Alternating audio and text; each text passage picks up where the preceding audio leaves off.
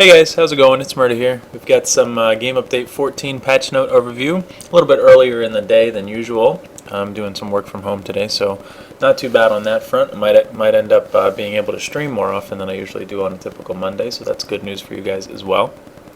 And GU14 is a pretty small patch. We knew that last week, but that doesn't mean that it doesn't have anything useful. There's actually a lot of cool little things in it, and the notes are pretty short, so hopefully it shouldn't take too long to get through the highlights of it, basically. The first thing here, the Player Studio, the first batch of submissions that were approved for that are now active in the depot. You can buy them. You'll see there's a little icon in the bottom left that denotes that they are a Player Studio item, and if you mouse over them, it'll tell you who created that item as well. And you can go to the vehicle gear and the infantry gear sections of the depot and check them out. I think they're pretty cool. I don't know exactly what they ended up doing with the Black Flames, if it's like premium early access or if it's just in the depot with everything else or whatever, but as with most people, I think I was especially interested in that one, so good job on that when I saw it on the VR training, even just the preview, because I wasn't able to actually see what it looked like on a character yet. So I'm interested in checking that out. I haven't actually gotten in game yet. The next thing is the default keybind changes. So keep in mind, if you've been playing the game, which probably 99.9% of the people watching this have, they haven't rebound any of your keys. Your keys are still the same. But if you either reset the default or if you make a new account, or rather new install or what have you, these will be the new defaults. They're just a little bit more intuitive, and I don't really think they're that big of a deal. You're welcome to change them if yours changed, or keep them the same. You know, that's just kind of a change for new players, really, more than anything. Some more stuff in the depot. The Drakon armor has been kind of highly anticipated as an alternative to composite armor, but it's kind of like a slimmed down, more agile, you know, type of agile exosuit instead of Rexo exosuit. I guess it wouldn't be Rexo exosuit, it would be Rexo suit.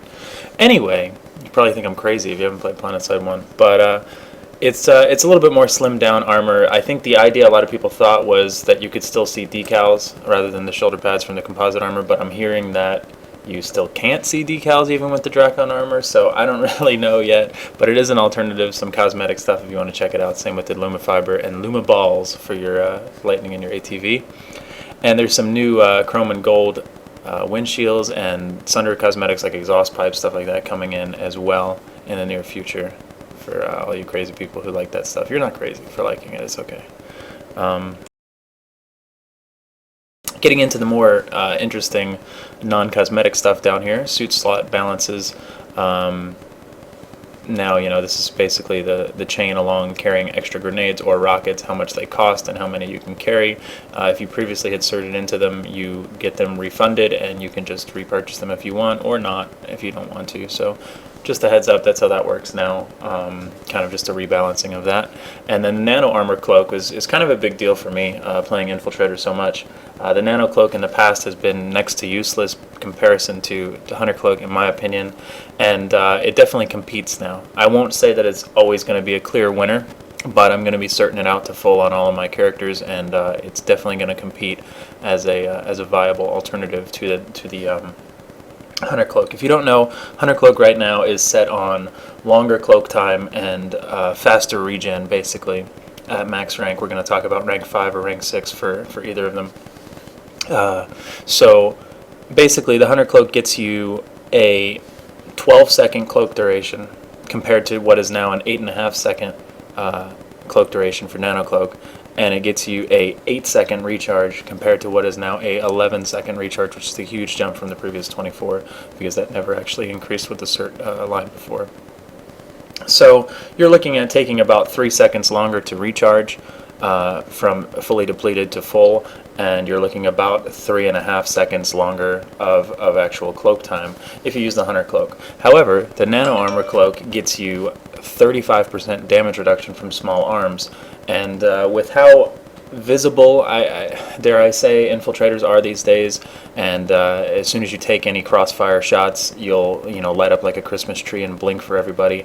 I actually do get hit quite a lot while I'm in stealth. You can also use it intuitively and quickly when you're in a firefight, essentially, either to absorb some shots. When I was dueling Twiff the other day, I totally had forgotten that it was even on the test server, and we were dueling bolt actions only in close range, and I hit him pretty close range, like 20 meters, with 2 bolt action shots, and I was like, what the hell? Why didn't you die? And he had Nano 5 and Nano Armor Cloak 5. I meant Nano Eve Armor when I said that at first. But anyway, so you can do that where, you actually can quickly absorb a shot, or multiple shots as well. So it's not a half bad alternative to the Hunter Cloak. You're just going to decide if you want to have that longer cloak time and faster recharge, or if you think that you might take some damage while stealth and it can get you to safety, especially when you're basically just killed a guy and other people are aware of you and you're trying to get to cover. I was using it on the Hassan test on the community event the other day, and there were definitely times where I would get to cover with just a few bars of health left, and I think I would have been dead if I didn't have nano armor. So certainly look into it if you play infill a lot. Like I said, I'm not going to say it's the clear winner, but it is certainly a viable slot option now. The other stuff down here, bunch of basic bug fixes really. The NS7B ribbon fix is in. A lot of people were like, why are you getting claw ribbons and why are you getting 2 ribbons? And yeah, they knew about that for a while, but it finally got fixed. I don't think that there's too many other major worthwhile mentioning bug fixes in here. There is the this was interesting to me. Partial scope sway remaining on a weapon after removing scope with sway on it. I didn't even know that existed. What it did remind me of, though, is that the 1X, essentially close quarters sniper rifles, still have scope sway on them, and I don't see it say explicitly that they fixed that, but I know Malorn told me that they were aware of it and were going to fix it, so I can only hope that it got fixed, or if not, here's a reminder, and hopefully we'll see it get fixed in the next couple of game updates, so that we can use weapons like the Ghost and the SASR and all of those with 1X scopes and not actually have any scope sway on them. The other thing is the drifter fix, which a lot of people are excited about. I use drifter jump jets about half the time when I'm playing light assault, and they got a little wonky in GU13 when they were hitting terrain, and now that's fixed again, so that's good news. And this bug where people could instant action with a max, I know a few people realized that by accident. Essentially, they die in their max, they hit instant action, and they're dropping it as a max again. Obviously, that was unintended and may be fun if you had it happen to you by accident, but no longer. Sorry, bros. This a few people I know, if you're using weapons like Vulcans and whatnot with high max ammo capacity, you were wondering why it looked like you didn't have that much ammo in your HUD, but that was because you would only display 3 digits, and if you had over 1,000 ammo, it would look weird. But hey, that's fixed. The future is now. That's correct. There's also some people have been asking for this type of stuff for a while. I don't know if the cloak changes went in too, but I noticed when I was driving a flash with the Wraith module on test server, I could see my cloak bar in third-person view. This one just says afterburner and lock-on indicator, so maybe it counts the cloak for the Wraith. I'm not sure, but at least that was on the test server, so that's pretty cool. Just kind of a heads-up type of thing.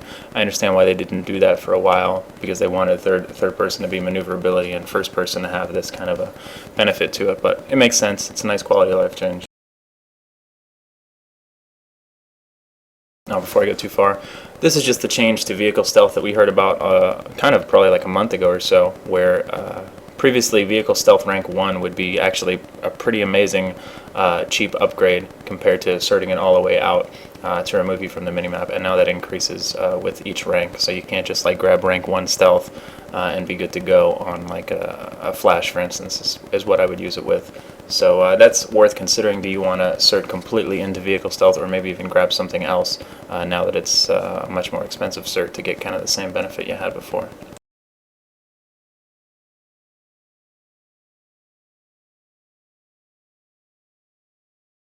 There's a load time reduction for loading screens, which is cool. So basically the first time you log in, it's the same, and then these other ones like the main map, the mini map, the class, and loadout screen will hopefully take a lot less time to load in the future. So that's, why not? Can't complain about that, really. That was always kind of a minor frustration, but hey. This stuff right through here is just kind of some minor HUD feedback changes to make things a little bit more intuitive as well. Nothing really worth me going deeply into, but you can't really complain about those types of changes. And Loadout Hotkeys is actually a pretty big one. I'm really glad that you can now use 1 through 0 or F1 through F6 to select your classes and your loadouts in like at a terminal, for instance. The pressing your same button, which is E by default, to resupply your class is actually really convenient too, so you can just run up to a terminal, smash E twice, and you've got everything resupplied.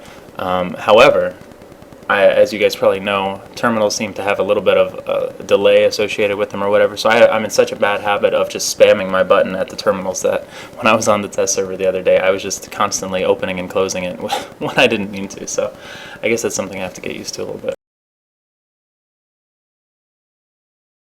And I guess this is pretty much the rest of the changes here. We've got some minor waypoint changes to make them a little bit more distinctive, some other miscellaneous stuff, bug fixes. This one is pretty amazing in my opinion. I was chatting a lot while waiting on the redeploy timer or what have you in the full screen UI, which I'm really glad that they added the chat box to, but I always had to go up there and click that little stupid box before I could do anything, so the enter key actually opening that box is amazing, and I tried to do that when they first added that feature, and I was wondering why that wasn't in there, but I'm glad that they went through with it. And then there's you know, a typical warp rate rotation. We got one pretty recently, but we have another one here. And a bunch of basic facility bug fixes. I don't really think anything's worth going into detail about. The gravity lifts at a lot of the bases on Esamir that were essentially broken have been fixed, so that's pretty cool. I was wondering why some of them wouldn't lift you up at all.